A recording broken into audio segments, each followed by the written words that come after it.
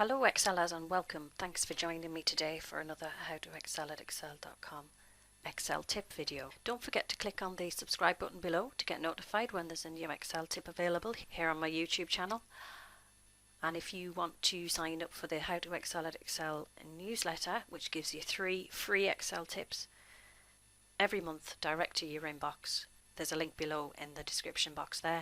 And when you sign up, you'll get my free ebook, which has got my top 30 Excel tips. Okay, let's get started on today's Excel tip. Hi Excelers, welcome back to another How to Excel at Excel.com video. Today's a really quick tip, and what we're going to do today is look at how to rename an Excel macro. So for some reason, you may find yourself having to rename one of your macros that you've already created, but it's quick and it's easy to do. What you need to do first is hit Alt and F8.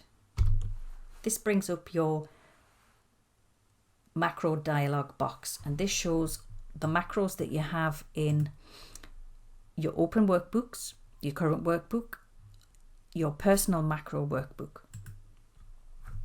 So all you need to do is select the one that you want to edit. In this case, it's my range to image macro. Hit edit.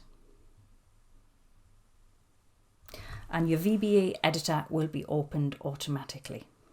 So at the top of the Excel macro, you will see sub, and then the next part is the macro name.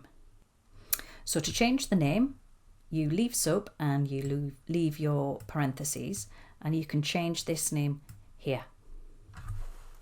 So let's change this to